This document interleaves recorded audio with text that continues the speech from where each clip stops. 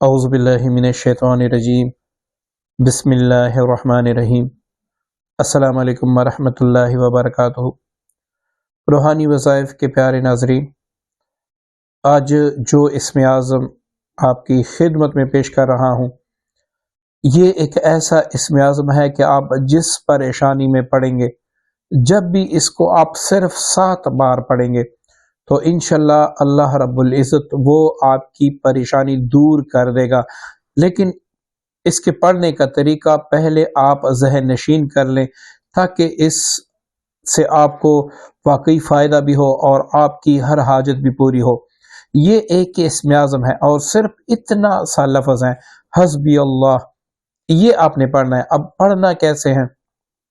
کسی بھی وقت جب آپ کو کوئی پریشانی ہو یا کوئی بھی ایسی حاجت ہو جو کسی بھی طریقے سے پوری نہ ہوتی ہو، تو آپ نے کیا کرنا ہے؟ پہلے اچھے طریقے سے وضو کرنا ہے، اس کے بعد 2 رکعت صلاۃ حاجت پڑھنا ہے، اور صلاۃ حاجت پڑھ لینے کے بعد آپ نے فوراً اٹھ کے کھڑے ہونا ہے۔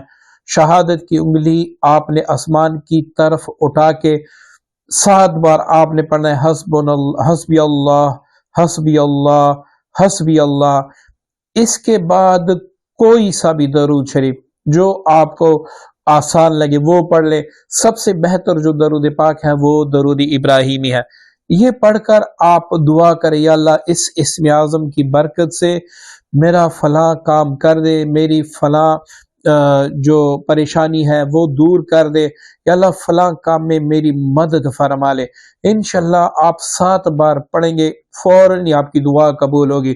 اب پیارے دوستو، دعا اسی وقت قبول ہو جاتی ہے جب آپ یہ پڑھ لیتے ہیں، لیکن یہ ایک بات اپنے ذہن میں رکھیں کہ اللہ تعالیٰ دعا 3 طرح قبول کرتا ہے۔ ایک یہ کہ آپ دعا کرتے ہیں، فوراً اسی وقت وہ چیز جو آپ مانگتے ہیں اللہ تعالیٰ آپ کو عنایت فرما دیتے ہیں۔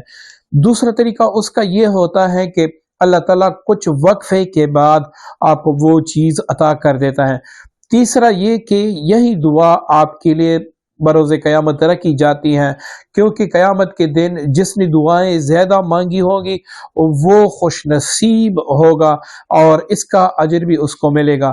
تو اس اسم اعظم کی برکت سے آپ جب بھی دعا کریں گے، آپ کی دعا یا تو اسی وقت قبول ہو جائے گی، اور یا تھوڑے وقفے کے بعد وہ چیز جو آپ مانگیں گے انشاءاللہ اللہ تعالیٰ آپ کو عنایت کر دے گا۔ بس اس میں یہ ہے کہ آپ نے یقین کامل اللہ تعالیٰ کی ذات پہ رکھنا ہے، انشاءاللہ آپ کی ہر دعا قبول ہوگی۔